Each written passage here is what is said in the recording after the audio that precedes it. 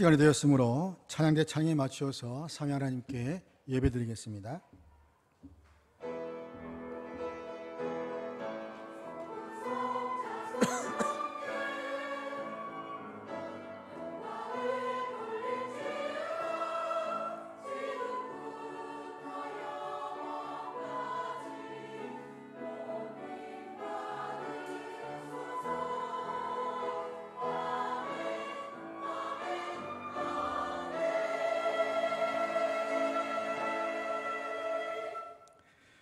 내가 산을 향하여 눈을 들리라. 나의 도움이 어디서 올까? 나의 도움은 천지를 지으신 여호와에게서로다. 우리의 참 소망 되시며 사랑과 자비의 하나님 아버지께 감사와 영광을 올려드립니다. 이 자리에 나온 주의 백성들 위해 성령 하나님께서 예배할 수 있는 마음과 예배를 사모하는 마음을 허락하여 주셔서 예배하기에 부족함이 없는 이 시간 되도록 주님 저희들을 붙들어 주시옵소서. 성령 하나님께서 이 시간 저희와 함께하여 주셔서 우리의 모든 예배를 하나님께 올려드리는 귀하고 복된 예배가 되게 하여 주옵소서. 감사드리며 우리 주 예수 그리스도 이름으로 기도드립니다. 아멘. 찬송가 38장 다 함께 부르겠습니다.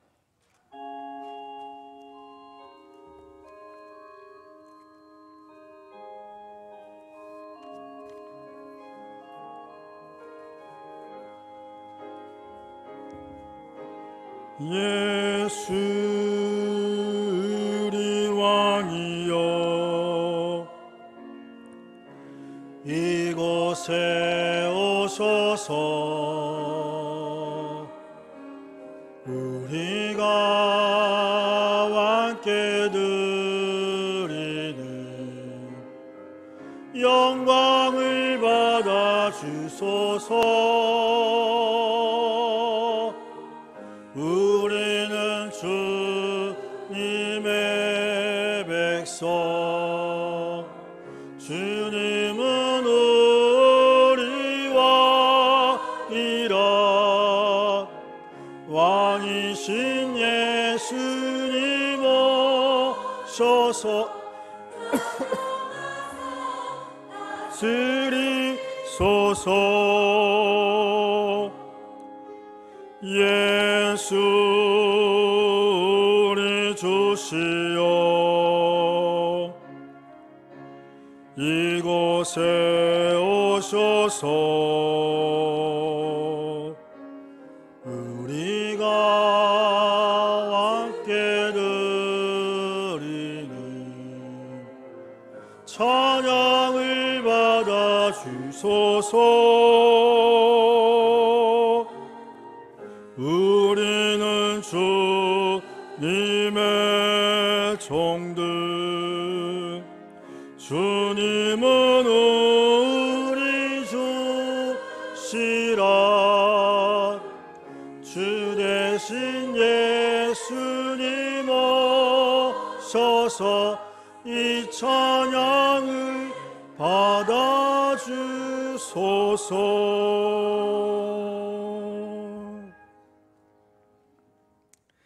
사도신경으로 우리의 신앙을 다 함께 고백하겠습니다.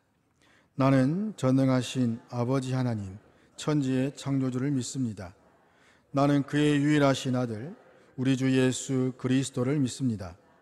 그는 성령으로 잉태되어 동정녀 마리아에게서 나시고 본디오 빌라도에게 고난을 받아 십자가에 못 박혀 죽으시고 장사된 지 사흘 만에 죽은 자 가운데서 다시 살아나셨으며 하늘에 오르시어 전능하신 아버지 하나님 우편에 앉아 계시다가 거기로부터 살아있는 자와 죽은 자를 심판하러 오십니다. 나는 성령을 믿으며 거룩한 공교회와 성도의 교제와 죄를 용서받는 것과 몸의 부활과 영생을 믿습니다. 아멘. 윤한근 장로님 예배를 위해서 기도하시겠습니다.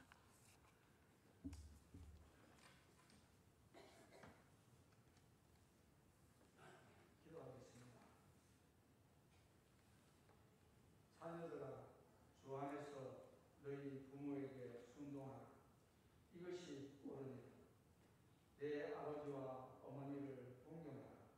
이것은 약속 있는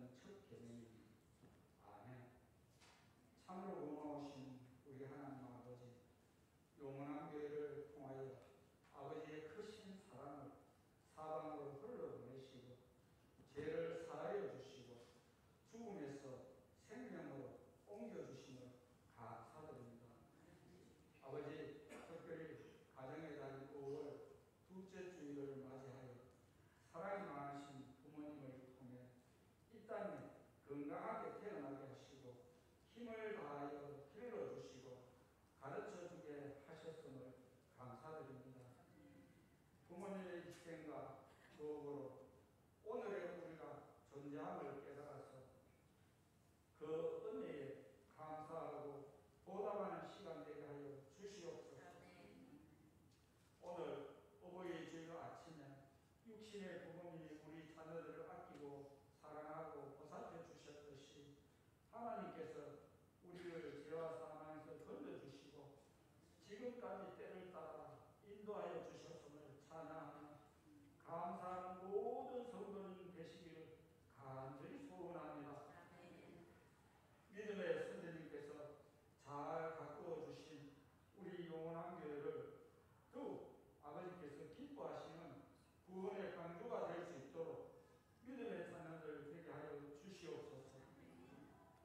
아버지, 연로하신 우리 선배님들 노년이 복되게 하시고 질병이 있으신 분들은 합력하여 기도할 때 주님의 보혈로 깨끗이 치료하여 주시기를 간절히 소원합니다. 참으로 감사하게도 이 부족한 죄인도 정말 어려운 가운데서 우리 사랑하는 성도님들의 뜨거운 기도로 하나님 아버지께서 들으시고 은혜를 베풀어 주셔서 이렇게 아버지 앞에 나와서 기도할 수 있는 축복을 주셨습니다. 모든 분들께 감사하는 마음을 전합니다. 하나님 아버지, 우리 몸된 교회를 특별히 사랑해 주셔서 귀한 목사님을 보내주시고 전도의 문을 활짝 열게 하여 주셔서 다음 세대를 이끌어갈 자녀들 말씀으로 잘 양육하는 아름다운 영원한 교회 되게 하여 주시기를 간절히 소원합니다. 아버지, 오늘 또 이 자리에 나오신 성도님들을 위하여 말씀을 전하는 우리 송유숙 목사님 영영간에 강건하게 하여 주시고 말씀을 통하여 듣는 심령들이 무거운 짐들을 내려놓게 하시고 감사와 아멘만 있게 하여 주시기를 간절히 소원합니다. 또 이름도 없이 묵묵히 감사하며 수고하는 많은 성도님들을 기억하시고 아버지께서 축복하여 주셔서 몸된 교회가 더 밝아지는 은혜가 넘치기를 소원합니다. 하나님 아버지, 찬양을 통하여 수고하시는 모든 할렐루야 성가대원들 기억하여 주셔서 오늘 찬양을 기쁘게 받아 주시옵소서. 어려운 삶에 무거운 마음으로 나오신 모든 분들이 감사하며 즐거운 마음으로 바꾸어 주시기를 소망합니다. 이제 예배를 드리는 첫 시간입니다. 마치는 시간까지 아버지 홀로 영광 받으시기를 소망하며 우리 주 예수님 이름 받들어 감사하며 기도 드리옵나이다. 아멘.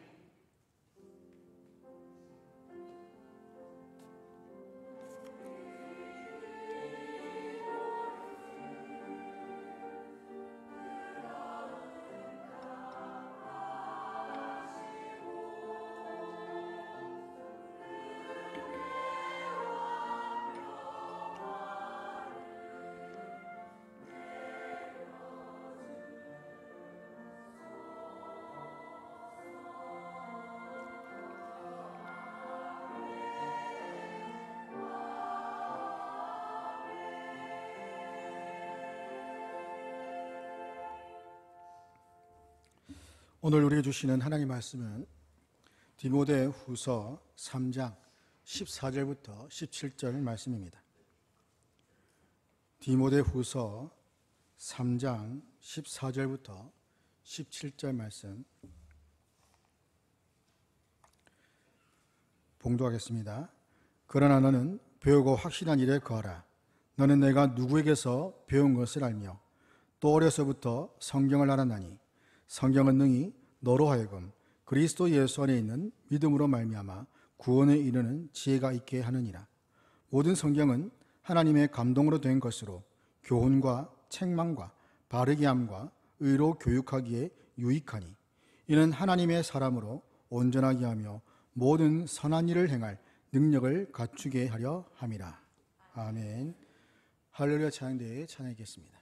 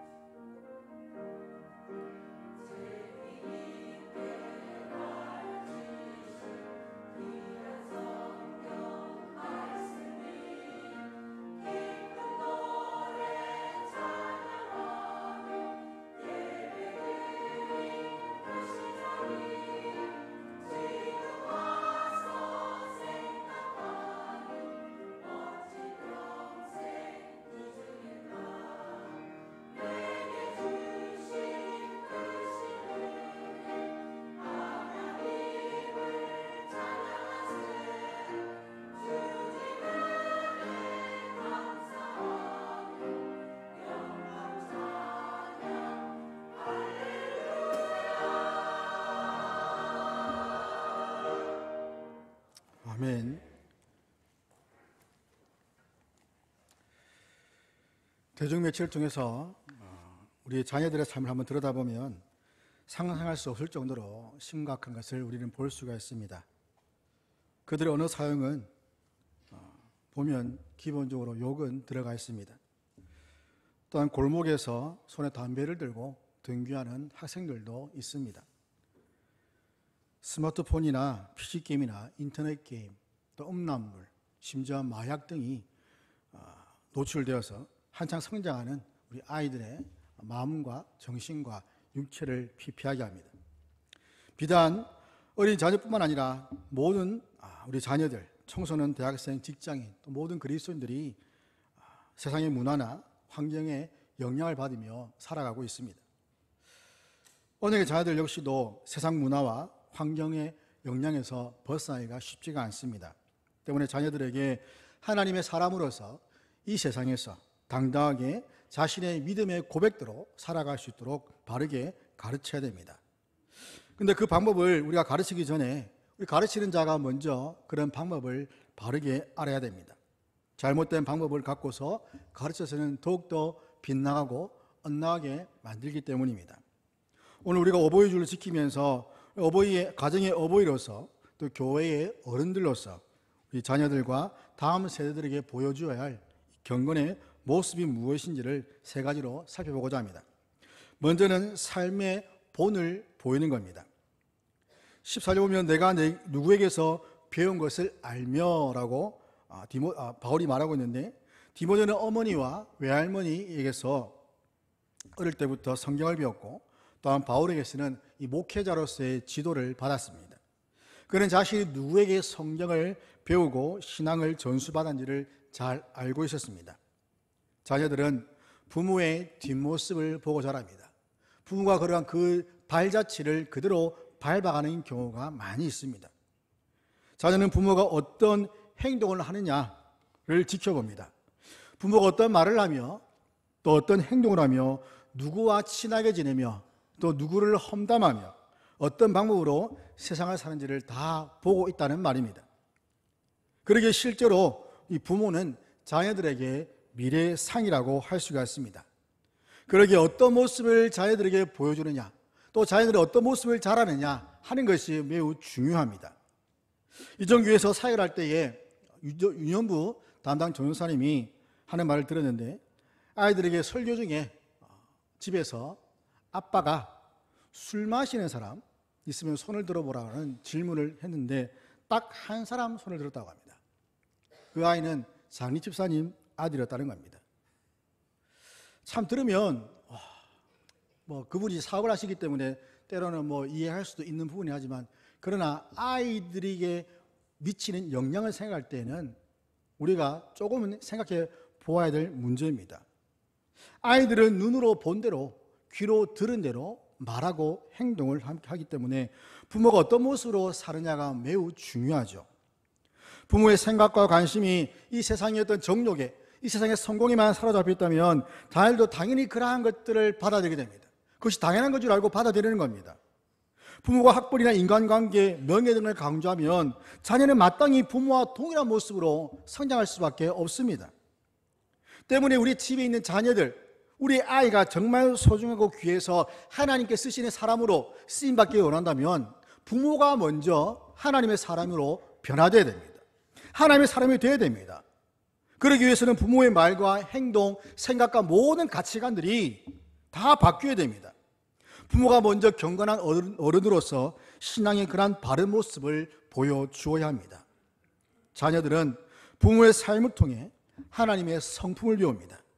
부모의 말과 행동을 통해 미치는 영향, 부모의 그 성품, 그 부모가 하는 모든 나타나는 그런 모습들이 바로 하나님의 그 성품을 그대로 보여주기 때문입니다.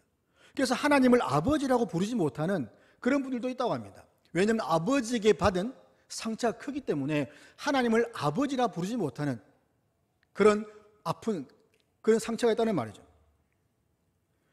부모들은 영적 멘토 역할을 결코 소홀해서는 안 됩니다. 성경 외에 자녀들이 읽게 될 가장 중요한 책은 바로 부모의 삶이라는 책이기 때문입니다. 또한 부모의 삶을 통해서 신앙이 전수됩니다. 부모의 신앙이 자녀에게 본이 되는 겁니다. 누구를 가장 본받고 싶은지 물어볼 때에 아빠, 엄마의 이름이 나오면 얼마나 기쁘겠습니까? 누구를 가장 존경하느냐라는 질문을 받았을 때에 저희 아버지입니다, 저희 어머니입니다 라는 말을 들으면 그것만큼 부모님 마음을 기쁘게 하는 것은 없을 겁니다. 비록 부와 명예를 가졌다 할지라도 자녀 문제로 인해서 걱정하는 부모들이 많이 있습니다. 누구를 탓하겠습니까? 자녀들이 부모를 닮지 누구를 닮겠습니까? 앞에 오늘 초등부아이들이 서서 찬양을 했지 않습니까? 그러면 부모들은 어떻게 할까요? 다 이제 핸드폰 꺼내가지고 다 찍습니다. 자기 아이들이 거기 있기 때문입니다. 또한 아이들 얼굴을 보면 대부분 낯익은 얼굴들이 많이 나타납니다. 부모가 누군지를 알 수 있다는 말입니다. 부모 유전자가 어디 가겠습니까? 다 거기 있는 것이죠. 자녀들의 하는 말과 행동, 그런 모든 이유들이 다른 데 있는 것이 아니라 바로 부모의 유전자이고 자녀의 가정 교육에서 비롯된 결과입니다.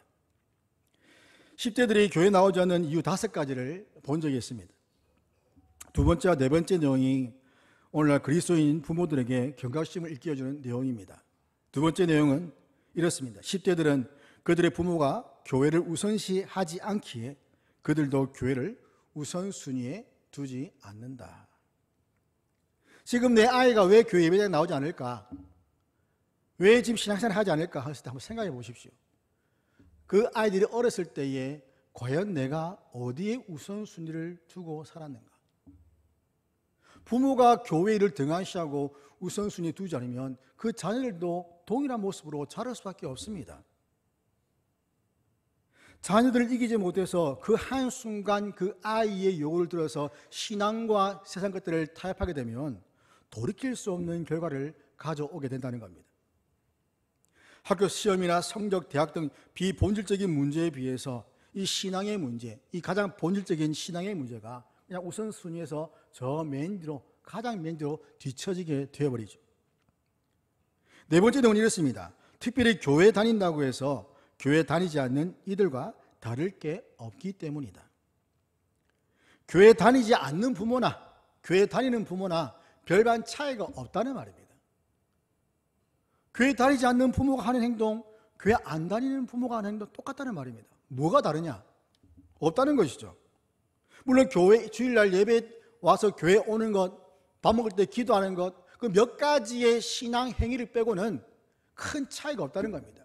생각과 말과 행동, 그 모든 가치관들이 믿지 않는 부모와 다를 바가 없다는 것이죠. 물론 교회 다니는 사람들이라고 해서 완벽할 수는 없습니다. 연약하고 부족하고 계속해서 우리는 성화를 이뤄가는 존재들입니다. 하지만 10대들은 교회 다니면 삶이 변하고 또 세상과 다른 그 무엇인가가 있을 것이라고 기대는 하지만 정작 문을 열어보니, 뚜껑을 열어보니 거기에는 다른 것이 아무것도 없다는 겁니다.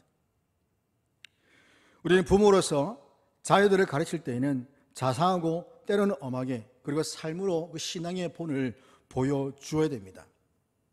욥기 1장 1절 보면 우스 땅에 욥이라 불리는 사람이 있었는데 그 사람은 온전하고 정직하여 하나님을 경외하며 악에서 떠난 자더라 라고 기록합니다.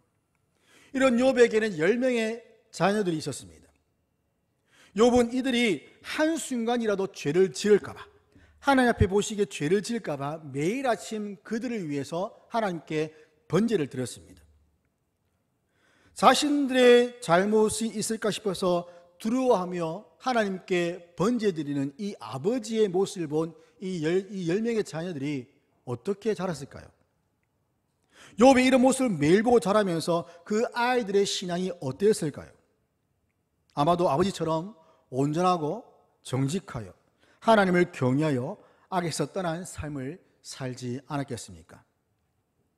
예수 믿는다는 것은 온전하며 정직하고 하나님을 경외하며 악에서 떠난 삶을 사는 겁니다. 큰 것이 아닙니다. 대단한 것이 아닙니다. 그냥 세상과 구별되어서 하나님 말씀에 그냥 순종하면서 하나님을 사랑하고 그 하나님을 사랑하는 그 모습이 우리 삶 가운데 행위로는 정직하게 또는 악에서 떠난 그런 삶으로 나타난다는 것이죠. 부모가 정직하지 않은데 자녀들이 정직할 수 있겠습니까? 부모가 하나님을 경외하지 않는데 자녀가 하나님을 경외하겠습니까? 부모가 악에서 떠나지 않는데 자녀들이 악에서 떠나지 않는 그런 삶을 살 것이라고 생각하십니까? 그렇지 않습니다. 아브라함을 보십시오. 이삭을 보십시오. 아브라함은 자신 아내 사례를 누이라고 속이는 거짓말을 2번 했습니다. 그런데 이삭도 동일하게 똑같은 거짓말을 했습니다. 죄는 쉽게 잘 본받고 쉽게 잘 따라하게 됩니다. 그러나 선한 행위는 그렇지 않다는 겁니다. 그것을 하는 것이 굉장히 어렵다는 것이죠. 그렇게 부모들도 하지 못하는 것을 자녀들에게 하라고 강요할 수는 없는 거 아니겠습니까? 지금 여러분은 자녀들에게 어떤 삶의 모습을 보여주고 있습니까? 돈이나 학벌, 취업, 성공 이러한 것들이 신앙보다 우선된다면 자녀들의 인생은 어떻게 되겠습니까? 우리는 경건한 부모가 되어야 됩니다. 우리 경건한 부모가 되어서 자녀들에게 이 신앙을 물려줘야 됩니다. 신앙을 본받도록 그들에게 우리 경건한 모습을 보여줘야 됩니다. 경건한 모습이 무엇이겠습니까? 말씀 읽는 것이고 기도하는 것이고, 그리고 우리가 말씀드린 것처럼 하나님을 경외하면서 악에서 떠난 삶, 거짓말하지 않는 것, 정직하게 사는 것, 이것이 바로 경건한 삶이 아니겠습니까? 이런 경건한 삶을 통해서 신앙을 자녀들에게 물려줘야 됩니다. 이제 함께한 우리 모두는 경건한 부모로서 다음 세대들에게 아름다운 신앙의 뒷모습을 남겨줄 수 있는 은혜가 있기를 주님의 이름으로 축원합니다. 두 번째는 성경을 가르치는 겁니다. 10을 오면 어려서부터 성경을 알아나니, 디모데는 할머니와 어머니로부터 성경을 배웠습니다. 그들로부터 그 삶의 본을 배웠지만 성경을 배웠습니다. 이는 할머니와 어머니 역할이 크다는 것을 알 수 있는데, 요즘 엄마들이 아이들에게 가르치는 것이 무엇입니까? 어릴 때부터 선행학습이라 해서 수많은 교육들을 합니다. 과외를 하기도 하고 학원을 보내기도 하고, 영아에게 영아죠, 영아. 이제 만 돌도 안 되는 아이들에게 그냥 외국어를 막 틀어줘가지고 어릴 때부터 공부하면 이것이 머리에 입력되어서 나중에 외국어를 잘할 수 있다는 그런 말을 듣고 또 그렇게 따라하기도 합니다. 수많은 교육 방법들을 가지고 와서 아이들을 아주 대단한 사람으로 키우기 위해서 많은 노력을 합니다. 투자를 합니다. 이렇게 선행학습을 하는 만큼 우리 자녀들이 받는 스트레스도 동일하게 많아진다는 겁니다. 크다는 것이죠. 집을 지을 때에 모래 위에 세우지 않고 반석 위에 집을 세웁니다. 그 기초가 단단한 곳에 집을 세웁니다. 그렇다면 우리 자녀들의 그 인생을 어디에 세워야 되겠습니까? 없어져 사라질 것들에 세워야 되겠습니까? 아니면 영원한 것 위에 우리의 자녀들의 인생을 세울 수 있도록 도와야 되겠습니까? 그러기 우리는 하나님의 말씀을 들려주어야 됩니다. 말씀을 계속해서 읽도록 해야 됩니다. 아이가 가장 먼저 접하는 것이 세상의 학문과 어떤 문화, 어떤 눈으로 즐기는 그런 유흥거리가 아니라 하나님 말씀이 되어야 한다는 것이죠. 엄마들이 힘들다고 해서 아이들에게 스마트폰으로 어떤 영상을 보여주게 되면 아이들은 하루 종일 그거 붙잡고 있어도 지루하지 않습니다. 이미 거기에 빠져버린 겁니다. 거기에 익숙해지고 길들여져 있으니 하나님 말씀을 들을 때 얼마나 힘들고 따분하겠습니까? 이미 그 아이의 마음 가운데, 그래서 세상의 즐거움과 세상의 어떤 쾌락들이 이미 아이 마음 가운데 자리 잡게 되고, 그러다 보니 아이는 하나님 말씀보다는 그런 것들을 더 찾게 되는 것이죠. 우리는 기록된 하나님 말씀인 성경을 가르쳐야 됩니다. 그리고 가르치면서 하나님 말씀의 그 씨앗을 우리 아이들 마음 가운데 심겨줘야 됩니다. 그 말씀의 씨앗이 잘 자라도록 관심과 사랑을 줘야 됩니다. 기도해 줘야 됩니다. 그것이 바로 우리의 자녀들을 사랑하는 방법입니다. 자녀가 진정으로 하나님 앞에서 성공하도록 이끄는 최고의 수단입니다. 일반적으로 부모가 자녀를 위해서 기도하는 내용들을 보면 좋은 대학, 좋은 직장, 이제 그것이 되고 나면 믿음의 배우자를 만나서 믿음의 가정을 세우게 해달라고 기도합니다. 좋은 대학, 좋은 직장, 이것은 예수 믿지 않는 자들도 동일하게 요구하는 내용입니다. 단지 믿음이라는 것이 추가되었을 뿐입니다. 그러니까 별반 차이가 없다는 말이죠. 좋게 생각하면 그나마 믿음이라도 너니까 다행이다 라고 할 수 있겠으나, 그러나 믿음이 우선돼야지 좋은 대학과 좋은 직장이 우선되면 그 우선순위가 바뀌어버렸다는 겁니다. 또한 좋은 대학과 직장에 들어가는 것이 그것으로 믿음을 판단하거나 그런 것들이 어떤 신앙의 성공의 기준이 되어서는 안 됩니다. 만약 그렇다면 그것은 부모들의 절대적인 잘못된 생각입니다. 우리 아이들이 받은 은사가 무엇인지를 잘 보고 그 은사를 잘 개발하여서 이 아이가 정말 무엇을 하든지 하나님의 그 영광을 위해서 살게 하도록 하는 그러한 삶이 되도록 기도하고 가르치는 것이 훨씬 더 중요합니다. 또한 이 세상에 소금과 빛이 되게 해달라고 기도해야 됩니다. 소금과 빛, 이것은 세상에서 눈에 띄게 성공하는 그런 삶을 말하는 것이 아닙니다. 세상의 소금과 빛은 자신을 죽이는 것이고 자신을 감추는 겁니다. 그렇게 함으로써 하나님의 영광이 드러나게 하는 것이고, 그렇게 그리스도인으로서 어떤 모습으로 살아갈 것을 가르치는 것, 이것이 바로 자녀를 위한 바른 기도이고 또한 축복인 것이죠. 신명기 6장 4절 보면 이스라엘아 들으라, 우리 하나님 여호와는 오직 유일한 여호와시니, 오직 유일한 여호와신 그 하나님 말씀을 우리는 듣도록 해야 됩니다. 믿음은 그리스도의 말씀을 들음으로 나게 됩니다. 그런데 말씀은 들려주지 않으면서 그 아이에게 믿음을 요구하는 것은, 이것은 말도 안 되는 소리입니다. 하나님 말씀을 들려줌으로써 그 아이의 심령 가운데 믿음이 자라나게 하고 믿음이 강해지게 하고, 그렇게 해서 그 아이가 그 믿음으로 세상 가운데서 당당히 살아갈 수 있도록 가르치고 지도해야 되는 것, 이것이 바로 부모의 일이라는 것이죠. 초등학교 교육이 가장 기본적인 교육입니다. 마찬가지로 인생의 가장 기본적이고 중요한 교육은 하나님 말씀을 듣고 또 가르치는 겁니다. 들을 때에 하나님 말씀이 그들을 하나님의 사람으로 자라게 합니다. 하나님 사람으로 자라게 만들고 싶은데 하나님 사람으로 자라게 만들 수 있는 아무런 근거가 없으면 그 아이는 하나님의 사람이 될 수가 없는 것이죠.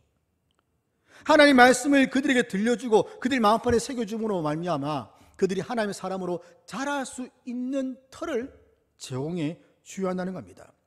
사라질 것들이 아니라 영원히 썩지 않는 하나님 말씀을 주어서 정말 하나님을 사랑하는 자녀들이 되도록 우리는 가르쳐야 됩니다.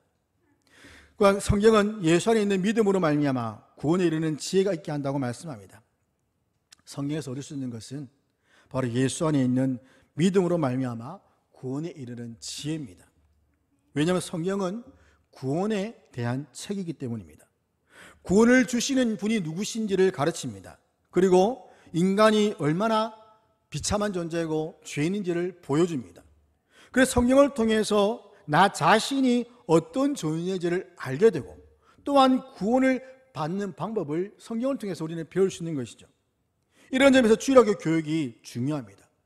주일학교 교육이라고 해서 그냥 교육부서에 교사들에게 모든 책임을 다 떠넘기면 안 됩니다. 왜냐하면 이 기독교 교육은 가정에서부터 시작되기 때문입니다. 부모가 먼저 교사입니다. 부모가 먼저 아이들이 가장 먼저 만나는 친구이자 교사라는 겁니다. 교사로서 아이들에게 하나님 말씀을 읽히게 하고 또 듣게 하고 가르치는 이러한 사명을 감당해야 됩니다. 잠언 22장 6절 보면 마땅히 행할 길을 아이에게 가르치라. 그리하면 늙어도 그것을 떠나지 아니하리라. 그리스도인 부모는 하나님 말씀과 그 말씀의 길에서 벗어나지 않도록 지속적으로 가르쳐야 됩니다. 이러한 지속적인 가르침이 없다는 것이죠. 아마 오늘 말씀 듣고 또 마음 가운데 또 찔림받고 또 뭔가 새로운 각오를 다짐하고 가정가에 가서 말씀을 읽자, 또 가정 예배를 드리자 라고 하시는 분들이 계시다면 그것을 한 번으로 끝나는 것이 아니라 지속적으로 이어져야 한다는 겁니다. 한 번이 아닙니다. 물론 한 번도 중요하다라고 말할 수 있겠으나 그러나 그 한 번이 아니라 그 한 번 시작됐다면 그것이 그 가정 가운데 계속해서 쉼없이 이어지는 것, 하나님 말씀이 기도가 쉼없이 계속 이어져 가는 것, 그것이 그 가정 가운데 필요하다는 것이죠. 여러분 자녀에게 성경을 잘 가르치고 있습니까? 그리고 가르치는 것을 기뻐하며 즐거워하고 있습니까? 자녀들의 그 마음판에 세상의 가치관과 문화와 사상과 학문이 아닌 하나님 말씀을 가장 먼저 새겨나가는 지혜로운 부모들이 되기를 주의 이름으로 축원합니다. 세 번째는 말씀을 행하게 하랍니다. 교훈과 책망과 바르게 함과 의로 교육하기에 유익하다. 성경을 가르쳤다면 이제는 가르친 대로 행하여서 자녀들이 행하도록 지도해야 됩니다. 말씀을 가르치는데 그냥 말씀을 가르치는 대로 내버려 두면 되는 것이 아니라 그들이 이 말씀을 행할 수 있도록 옆에서 지도하고 안내해야 한다는 말입니다. 성경의 기능 중에 책망과 바르게 함을 언급하는데 잘못된 것에 대해서 책망을 하고 바로 잡아주라는 것이죠. 책망은 잘못을 한 자들을 꾸짖는 것을 말합니다. 즉 죄를 지으면 책망을 해야 됩니다.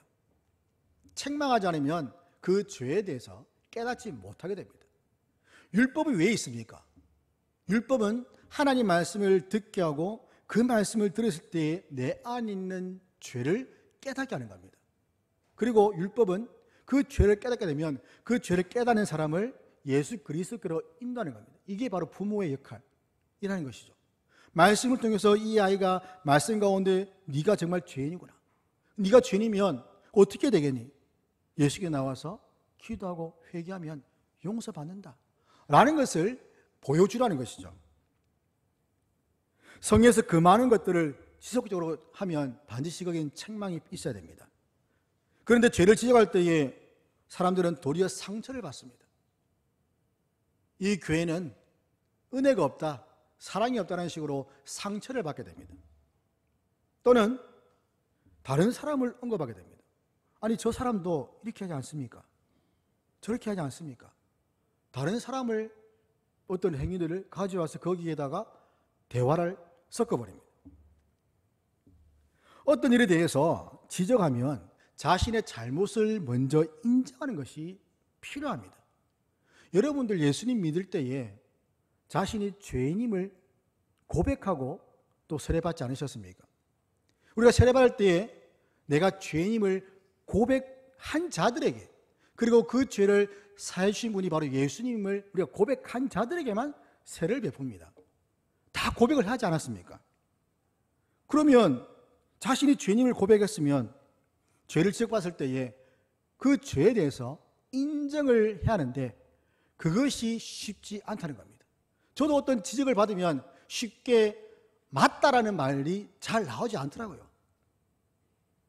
머릿속으로는 인정이 되는데 이 마음 가운데 입을 통해서 나오는 것이 쉽지 않다는 겁니다. 누가 해서 이렇게 한다, 누가 안 해서 안 한다는 그런 식의 변명을 늘어놓으면 그건 자신의 잘못을 인정하는 태도가 아니죠. 이것은 기준이 사람이기 때문입니다. 사람이기 때문에 어떤 사람이 이렇게 되면 이렇게 한다고 해서 따라하게 되고, 어떤 사람이 안 한다고 해서 안 하게 되고, 이 사람이 이렇게 했으니까 나는 이렇게 하는 것이고, 안 했으니까 안 하는 것이고, 그 공동체의 기준이 없이 사람이 기준이 되어버리면 그 사람에 따라서 그 공동체는 좌지우지되고 결국에는 무질서하게 되고 공동체는 바로 설 수 없는 곳이 되어버립니다. 우리 삶에는 하나님의 말씀이라는 분명한 기준이 있습니다.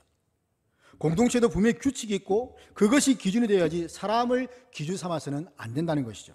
그리고 규칙 내에서 우리는 하나님의 말씀의 그 테두리 안에서 자유를 누려야 됩니다. 그것을 벗어나면 잘못입니다. 죄입니다. 해야 할 것과 하지 말할 것을 분명히 알면서도 불구하고 교묘하게 그런 상황들을 이용해서 자신의 이익을 채우려고 하는 그런 죄를 지었음에도 전혀 깨닫지 못한다면 그 마음은 완악하고 돌과 같이 굳어있다는 증거입니다. 우리는 변명과 핑계로 자신의 잘와 잘못을 피할 것이 아니라 정말 다윗처럼 죄를 지적받았을 때에 그 자리에 엎드려서 애통하는 심령이 되어야 됩니다. 다윗이 그런 말하죠. 정직한 마음을 달라. 정직한 마음을 달라. 하나님 보시기에 흐트러지지 않는 정말 거짓이 없는 정직한 마음을 달라. 죄를 짓을 때 우리 10년 가운데 얼마만큼 그 죄를 피하기 위해서 거짓말하는 마음들이 많이 생깁니까? 그러나 그것을 인정할 수 있는 정직한 마음이 우리 안에 있기를 우리는 기도해야 됩니다. 자신의 죄를 알고 비참함을 아는 자는 하나님만 바라보고 의지할 수밖에 없습니다. 전심으로 말씀을 사랑하고 또 사랑하는 하나님을 위해서 살기를 날마다 다짐하고 또 다짐하고 그 다짐을 수없이 하고 그렇게 살려고 노력합니다. 요즘에는 자녀들을 귀하게 여깁니다.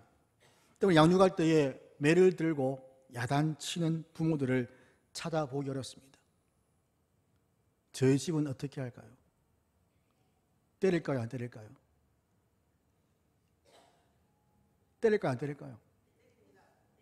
무자백에 때리진 않습니다. 그냥 예를 들어 혼 좀 냅니다. 잘못하면 혼을 냅니다. 혼을 내야만 아이들이 매를 무서워해서라도 말을 듣거든요. 우리 집에 아이들 몇 명인지 아시죠? 잘 모르는 분도 계시더라고요. 4명입니다. 이 4명의 아이들을 10몇 년간, 이제 막년이 되면 태어난 지 6년밖에 안 됐지만 그 18년 정도, 19년 정도 키워와서 하려면 그 3명의 아이들 감당이 어렵습니다.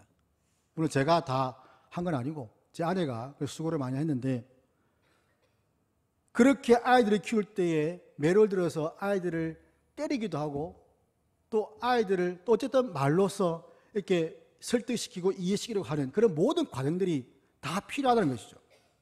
그런데 아이들을 매로 때리면 아동학대라고 해서 매우 민감하게 반응하기도 합니다. 교육학에서 보면 아이들의 어떤 여러 가지 심리를 이용해서 이렇게 여러 가지 하는 것들이 있는데, 그래서 우리는 그런 사회적인 교육 심리학보다는 하나님 말씀을 최우선으로 삼아야 됩니다. 하나님 말씀이 우리에게 가장 중요한 교육 지침서이기 때문입니다. 말로 해도 알아듣는다면 드남에서 매로 때리는 것 반대하는 것, 말로 하는 것이 자녀를 위한 것이라는 생각하는 것. 그러나 말만 있고 거기에 매가 없으면 아이는 바르게 자랄 수가 없습니다.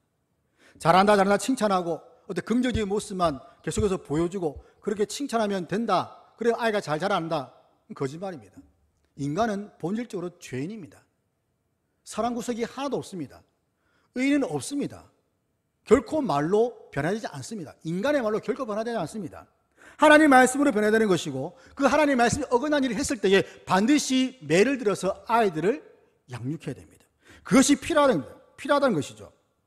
나무가 비뚤게 자라면 버팀목을 대어서 바르게 자라도록 합니다. 다리 교정도 마찬가지고 치아 교정도 마찬가지입니다. 무엇인가 바르게 자랄 수 있는 틀을 대어서 거기에 맞도록 바르게 자라도록 해야 됩니다. 그 과정이 아프고 고통스럽지만 그렇게 해야만 바르게 자랄 수가 있기 때문입니다. 자녀들이 바르게 잘못된 방향으로 나갈 때에 바르게 잡아야 됩니다. 무엇으로요? 하나님 말씀과 매로. 잠언 13장 24절에 보면 매를 아끼는 자는 그의 자식을 미워함이라, 자식을 사랑하는 자는 근실이 징계하느니라.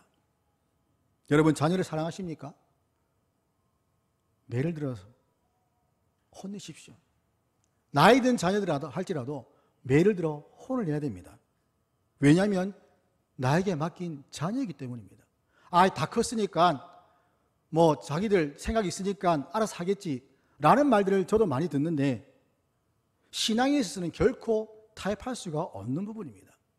아무리 그들을 위해서 기도한다 하더라도 그들에게 가서 말 한마디 하는 것이 훨씬 더 그들에게 큰 힘이 된다는 겁니다. 아이가 해서는 안 되는 일을 하고 죄의 일을 간다면 매를 들어서라도 못하게 하고 하나님께로 돌이키도록 가르쳐야 됩니다. 물론 때로는 부모가 감정에 부딪혀가지고 자신의 감정을 주체하지 못해서 매를 고하게 드는 경우가 있습니다. 이런 행동은 자녀를 바로잡는 것이 아니라 자녀를 노엽게 하는 것이죠. 에베소 6장 4절 보면 또 아비들아 너희 자녀를 노엽게 하지 말고 오직 주의 교훈과 훈계로 양육하라. 매를 들어서 아이들의 노엽게 한다면 그 매는 잠시 뒤로 제껴주는 것이 좋습니다. 그리고 자신의 또한 감정도 다스리고 추스리면서 아이들을 주의 말씀으로 권면하고 또 그 말씀 가운데 그 아이들에게 필요한 것들, 또 그 아이들의 영혼을 위해서 그 자리에서 기도해 주는 것, 이것이 필요한 것이죠. 우리는 자녀들의 감정을 노엽게 하는 것이 아니라 주의 말씀을 가르치고 훈계하기 위해서 때로는 이 매가 필요하다는 겁니다. 그래서 중요한 것은 매를 든다 안 된다가 아니라 주의 말씀을 가르쳐서 훈계하는 것이고, 또 이 아이의 영혼이 잘 되기를 바라는 그런 부모의 사랑을 알게 하는 겁니다. 더 나아가서 이 아이가 왜 엄마 아빠가 나에게 매를 들여서라도 이 말씀을 가르치라는가, 그것이 바로 그 아이를 향하신 하나님의 사랑이 크기 때문입니다. 그 영혼을 향한 하나님의 사랑이 매우 크기 때문에, 그 사랑을 알기 때문에 이 아이가 잘못된 길로 가진 것을 볼 수 없기 때문에 매를 들여서라도 이 아이를 하나님께 돌아오도록 하고자 하는 그러한 것을 아이로 하여금 알게 하기 위함이죠. 인간은 타락한 자유주의를 가진 존재입니다. 다른 사람 말을 잘 듣지 않습니다. 내 고집대로 하려고 하고 자기 주장대로 하려고 하고 싶은 대로 하려고 합니다. 인간이 궁극적으로 변화되기 위해서는 사람의 내면, 즉 마음과 생각이 변화되어야 됩니다. 하나님이 그 사람 안에 새 영과 새 마음을 주시면 참된 변화가 일어납니다. 사람은 자기 중심적이기 때문에 자기 고집과 자기 주장이 매우 강합니다. 자기 생각이 매우 강합니다. 그런데 그렇게 자기가 강한 그 사람 안에 하나님이 새 마음과 새 영을 주시면 그 모든 바라보는 눈들이 변화된다는 겁니다. 바뀐다는 겁니다. 하나님의 관점으로 본다는 것이죠. 하나님 편에서 보게 된다는 겁니다. 그렇게 되면 어떻게 되는가 하면 17절 말씀처럼 하나님의 사람으로 온전하게 되고 모든 선한 일을 행할 능력을 갖출 수 있게 된다는 것이죠. 이러한 변화가 왜 일어나냐면 바로 하나님을 위해서 살게 하기 위함이라는 겁니다. 그리고 철저하게 모든 선한 일을 행할 능력을 갖출 수 있게 되는 겁니다. 이 선한 일은 다른 것이 아닙니다. 다른 이웃들을 돌아보는 겁니다. 이제 새 마음과 새 영이 내 안에 들어오게 되면 자신의 중심이 아니라 다른 이웃들을 돌아보게 되는 눈을 가지게 되는 겁니다. 아이들이 자라면서 어릴 때 어떻게 될까요? 자기 것을 계속 주장합니다. 먹는 거 다 내 거고 장난감 다 내 거고 좋은 거 다 자기 겁니다. 그런데 조금씩 자랄수록 성장할수록 이제는 다른 친구들을 알게 되고 다른 사람들을 알게 되고 다른 사람들의 존재를 알게 되면 이제는 조금씩 다른 사람들에 대한 눈이 띄기 때문에 그들을 보게 되고 그들에게 나누어 줄 줄 아는 사람이 되는 것이죠. 그 과정 가운데 교육이 들어가는 겁니다. 그렇게 할수록 교육하는 것이죠. 가르치는 것이죠. 너만 먹으면 안 돼. 나눠 먹는 거야. 때리면 안 돼. 뭐뭐 하면 안 돼. 아이들이 해야지 말아야 될 것들을 교육하고 가르치는 것이죠. 마찬가지로 신앙도 그렇다는 겁니다. 초반에는 초신자 때는 그런 신앙도 다 자기중심적으로 생각하고 하나님 나에게 무엇인가 주셔야만 된다라는 생각을 많이 합니다. 기도도 마찬가지고요. 하지만 그 신앙의 연수가 점점 많아짐에 따라서 점점 변화되어짐에 따라서 그 모든 생각과 바라보는 눈들이 바뀌어버리게 되는 것이죠. 이웃들을 돌아보게 됩니다. 나보다 더 힘들한 이웃들이 있다는 것을 알게 되고 그들에게 하나님의 사랑을 베풀게 되고 이것이 바로 선한 일이라는 겁니다. 나 중심에서 다른 사람 중심으로 바뀌어버리는 것, 하나님 중심으로 바뀌어버리는 것, 말씀 중심으로 바뀌고 교회 중심으로 바뀌는 것, 이것이 바로 선한 것이라는 것이고 하나님을 영화롭게 하는 것입니다. 선한 일을 하는 최종적인 목적이 바로 하나님의 영광을 위한 것이라는 것이죠. 하나님의 영광을 위해서 자녀를 양육하는 겁니다. 부모가 성경을 먼저 배워 행하는 그리스도인이 되어야 됩니다. 아무리 많이 배워도 그 삶에서 배운 것을 행하지 않는다면 그 배움은 아무런 유익이 없습니다. 그럴 경우에 성경은 자신의 지식을 채우는 단지 그러한 도구로가 될 뿐입니다. 성경에 대해서 아무리 지식이 많다 하더라도 그것은 결코 성경을 안다라고 할 수가 없는 것입니다. 에베소서 4장 13절 14절 보면 우리가 다 하나님의 아들을 믿는 것과 아는 일에 하나가 되어 온전한 사람을 이루어 그리스도의 장성한 분량이 충만한 데까지 이르리니 이는 우리가 이제부터 어린아이가 되지 아니하여 사람의 속임수와 간사한 유혹에 빠져 온갖 교훈에 풍조에 밀려 요동하지 않게 하려 함이라. 우리의 자녀들이 이러한 세상의 풍조에 흔들리지 않고 하나님의 사람으로서 굳건하게 서서 선을 행할 수 있도록 우리는 가르쳐야 됩니다. 선을 행해서 하나님을 영화롭게 하는 자녀가 되도록 해야 됩니다. 세상이 아니라 나는 하나님께 속한 자녀라는 그런 인식을 갖도록 가르쳐야 됩니다. 하나님께서 자녀를 우리에게 주신 이유는 다른 것이 아닙니다. 그 아이를, 그 자녀를 하나님의 사람으로 양육할 수 있도록 하기 위해서, 하나님의 사람으로 잘 양육하도록 하기 위해서 우리에게 자녀를 주신 겁니다. 그 자녀를 부모의 욕심과 욕망대로 어떻게 쓰라고 준 것이 아니라는 말입니다.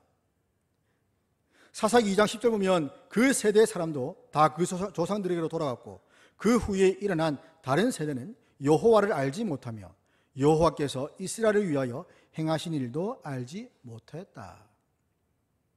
여호수아 세대의 사람들이 다 죽었습니다. 땅을 다 분배받았고 이제 땅을 차지하기 위해 이제 정복 전쟁을 하는 그런 과정 가운데 있습니다. 그리고 아직까지 그 나라가 안정되지 못하고 있습니다. 그런 가운데 여호수아 세대 사람들이 다 죽었고, 그런데 그 후에 태어난 세대를 가리켜서 다른 세대다라고 성경은 말씀합니다.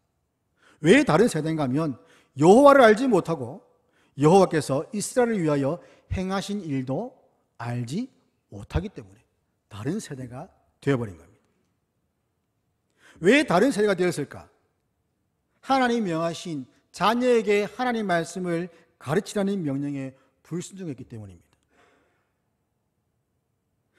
집에 있든지 앉아있든지 서든지 하나님 말씀을 너의 자녀들에게 가르치라는 그 말씀을 하지 않았기 때문에 다른 세대가 되어버린 겁니다.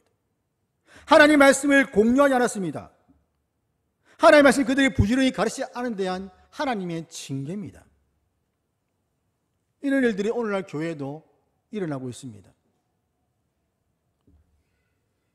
교회가 성도들에게 하나님 말씀을 성경대로 바르게 가르치지 않습니다. 바른 가르침이 없기 때문에 어느 순간 성공과 번영에 대한 이러한 세속적인 가치관과 사상이 교회 안에 침투하게 되었고, 이것이 심지어 강단에서 하나님 말씀을 빙자하여 선포가 되고, 그 선포된 그것들이 성도들의 생각과 삶을 사로잡아 지배하고 있다는 겁니다. 성공과 번영에 심취하여서 하나님 잘 믿으면 복 받는다, 사업이 성공한다, 좋은 대학 간다, 좋은 직장에 취업한다 라는 그런 것들을 신앙의 성공으로 하고 생각을 하게 됩니다. 그러나 가만히 보면 이러한 자녀들이 가진 그러한 신앙의 모습들이, 그 신앙이 부모의 신앙과는 전혀 다르다는 것을 보게 됩니다. 얼마나 두려운 일인지 모릅니다. 정말 부모가 가졌던 그 아름다운 그 성경의 근간, 그 바른 그 믿음, 그 신앙의 고백대로 살았던 그 모습들이 사라지고, 이제는 교회도 세상처럼 성공과 번영을 추구하고 복을 추구하고 물질을 추구하는 그런 모습이 되어버렸다는 겁니다. 그러니 다음 세대가 아닌 다른 세대가 되어서 교회가 점점 더 빛을 잃어가고 그 맛을 잃어가고 있다는 것이죠. 저와 여러분은, 또한 모든 부모 세대들은 자녀들을 선한 일을 할 수 있는 한 사람의 그리스도인으로서 양육해야 할 책임과 의무와 사명이 있습니다. 여러분들 유아세례 때 어떻게 서약을 하십니까? 이 아이를 말씀으로 잘 양육하겠다라는 서약을 유아세례 때 합니다. 부모로서의 의무를 잘 감당하겠다고 서약을 합니다. 그런데 그 서약대로 얼마만큼 지켰습니까? 얼마나 그 서약대로 아이들을 가르치고 하나님의 사람으로 양육될 수 있도록 기도하고 애쓰고 있습니까? 만약 그렇게 했다면 지금 우리의 자녀들이 이 자리에 없는 이유가 무엇일까요? 왜 교회의 다음 세대들이 변질되어서 다른 세대가 되어서 교회를 떠나는 일들이 일어나고 있을까요? 그런 것들을 볼 때 우리는 우리에게 주신 그 자녀들을 정말 바르게 하나님 말씀으로 양육하지 못했다는 것에 대해서 회개해야 되고, 그 회개할 뿐만 아니라 지금 우리에게 주어진 있는 그 아이들, 그 자녀들이라도 정말 하나님 말씀을 가지고 관심을 가지고 가르치고 지도하고 그 영혼들을 위해서 기도해야 할 책임과 사명을 감당해야 합니다. 그러므로 하나님 말씀을 우리의 삶으로 보여주면서 경건의 능력을 행하는 복된 경건한 부모와 또 언약의 자녀들, 그리고 믿음의 가정들이 되기를 주의 이름으로 축원합니다. 아버지 하나님 감사합니다. 경건한 어른으로서 저들이 삶으로 보여주지 못한 것, 하나님 말씀을 가르쳐주지 못한 것, 말씀을 행할 수 있도록 지도하지 못한 것 주님 용서해 주시고, 제 교회에 있는 다음 세대들을 위해서 기도하고 정말 그 다음 세대들이 우리와 다른 세대가 되지 않도록 그들을 위해서 말씀 가르치는 일에 힘쓸 수 있도록 모든 교회의 성도들이 기도하고 관심을 가지고 애쓸 수 있도록 주님 도와주시옵소서. 그래 주의 몸된 교회가 정말 다시 한 번 더 힘을 얻게 하시고 다시 한 번 더 많은 우리 어린 영혼들이 몰려올수록 도와주시며 정말 다음 세대를 향한 그런 사모함과 열정들이 우리 부모 세대의 마음 가운데 더욱더 풍성해질 수 있는 은혜가 있게 하여 주시옵소서. 우리 주 예수 그리스도 이름으로 기도드립니다. 아멘. 찬송가 559장 부르겠습니다.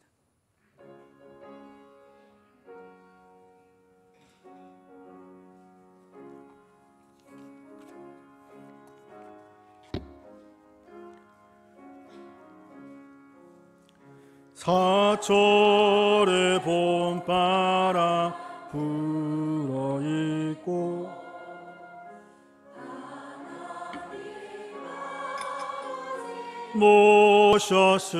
모셨으니 믿음의 반석도 든든하다. 즐거운 동산이라. 고마워라 임마누엘, 예수만 섬기는 우리 집. 고마워라 임마누엘, 복되고 즐거운 하루하루. 어버이 우리를 고이시고 동이들 사랑에 뭉쳐있고 기쁨과 서름도 같이 하니 한간에 조가도 천국이라. 고마워라 임마누엘, 예수만 섬기는 우리 집. 고마워라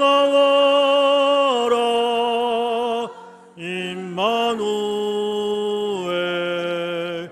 복되고 즐거운 하루하루. 아침과 저녁에 수고하여 다 같이 일하는 온 식구가 한 상에 둘러서 먹고 마셔 우물가 우리의 낙원이라. 고마워라 임마누엘, 예수만 섬기는 우리 집. 고마워라 임마누엘, 복되고 즐거운 하루하루. 아멘. 교회 소식 전하겠습니다. 오늘은 어버이주일로 지킵니다. 오늘 들은 말씀대로 모두 다 경건한 어른들로서 우리 다음 세대에게 경건의 본을 보여주고 신앙 유산들이 물려주시기를 바라고요. 또 우리 자녀들은 부모님을 공경하고 또 사랑하는 일에 힘써서 부모님의 마음을 기쁘시게 하는 주의 자녀들 되기를 간절히 바랍니다. 어버이날 효도 행사가 오늘 오후 1시부터 본당에서 진행됩니다. 그래서 이 행사 관계로 오후 예배는 오늘만 오후 2시에 진행됩니다. 참고해 주시기 바랍니다. 유치부 미니운동회가 지금 11시부터 진행되고 있습니다. 부산 동부노회 여전대 원래가 18일 목요일 오전 11시에 범천중앙교회당에서 있습니다. 교육위원회 단합대회가 20일 토요일 오전에 교회 출발해서 부산 시민공원에서 함께하고 귀한 단합회를 갖고자 합니다. 위에서 기도해 주시기 바라고요. 또 어게인 부산 SFC가 22일 토요일 오후 2시부터 5시에 포도원 교회당에서 있습니다. 오늘 어버이주일 효도행사 간식을 우리 이영장 은퇴 교사님께서 섬깁니다. 감사를 드립니다. 정순희 집사님 이사하셨습니다. 주보 참조하시고요. 함께 기도하겠습니다. 은혜와 자비가 풍성하신 하나님 아버지, 저의 삶을 지켜주시고 예배하게 하시니 감사합니다. 오늘 들은 말씀대로 경건한 부모와 어른으로서 자녀들과 다음 세대들에게 아름다운 신앙의 유산을 물려줄 수 있도록 은혜를 주시옵소서. 자녀들에게 삶을 본을 보이게 하시고 말씀을 가르치고 행하도록 잘 지도하여서 하나님이 기뻐하시는 선한 일꾼들 다 될 수 있도록 은혜 베풀어 주시옵소서. 우리 교회에 속해 있는 모든 믿음의 부모님들을 주님 기억하시고 건강 허락하여 주시며 경건한 어른들로서 다음 세대에게 신앙의 본을 보이며 신앙의 유산들을 남길 수 있도록 은혜 베풀어 주시옵소서. 교회 자녀들도 부모님들과 교회 어른들을 공경하며 앞선 세들의 좋은 모습을 닮아가서 하나님의 교회를 세우는 믿음의 일꾼들이 되게 하여 주시옵소서. 이 시간 하나님께 감사하는 마음으로 예물 드립니다. 드리는 손길들마다 기억하시고 각 사람의 모든 사정을 아시는 하나님께서 회복하게 되는 은혜를 주시며 또한 기도의 제목 들으시고 응답의 은혜도 베풀어 주시옵소서. 우리 주 예수 그리스도의 이름으로 기도드립니다. 아멘. 민수기 6장 말씀으로 축도하겠습니다. 여호와는 내게 복을 주시고 너를 지키시기를 원하며 여호와는 그 얼굴을 내게 비추사 은혜 베푸시기를 원하며 여호와는 그 얼굴을 내게로 향하여 드사 평강 주시기를 원하노라. 아멘.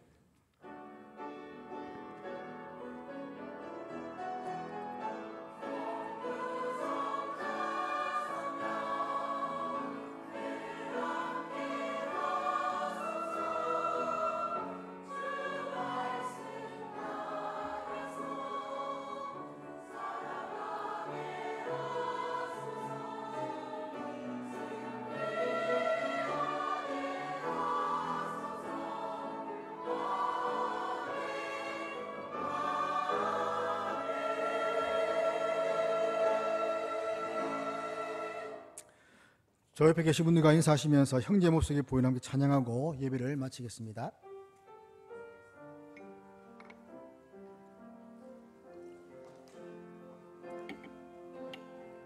형제의 모습 속에 보이는 하나님 영상 아름다워라.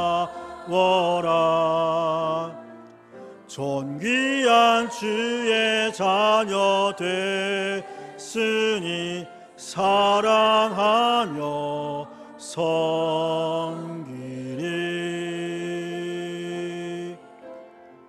자매의 모습 속에 보이는